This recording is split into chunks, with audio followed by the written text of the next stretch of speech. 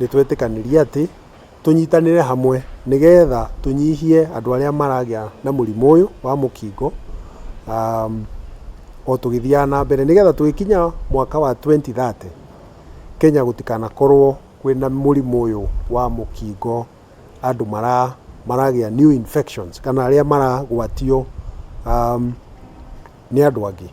Kanitha ĩkorwo ĩ mũstari wa mbere na makanitha mothe magũtangĩkĩra andũ arĩa arwaru na arĩa affectĩtwo nĩ HIV and AIDS na mũno ona mbara cia sex and gender based violence nĩgetha tũrehe thayũ bũrũri-inĩ na kanitha ũnyitĩrĩre andũ acio. Arũme nĩ matigĩtwo na thutha na nĩ tũrenda rĩu arũme ta kanitha makorwo me mũstari wa mbere kana makorwo me harĩa mbere magĩtongoria kũgitĩra andũ arĩa mena mũrimũ ũyũ na kũgitĩra family ciao kuma mũrimũ-inĩ ũyũ. Wa mbere nĩ tũrenda arũme makorwo mena makĩmenya ũhoro ũrĩa HIV spreadaga na mahote gũtuĩka nĩo maratongoria community na family ciao ũhoro-inĩ ũcio.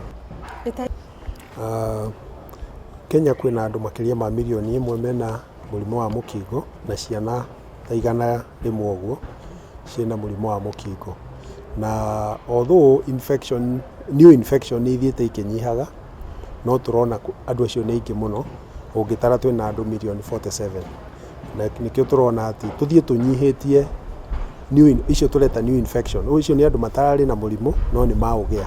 Acio nĩo tũrenda tũthiĩ tũnyihĩtie nĩgetha tũtreat arĩa menaguo na tũthiĩ tũnyihĩtie arĩa maraũgĩa up to 0 by 2030.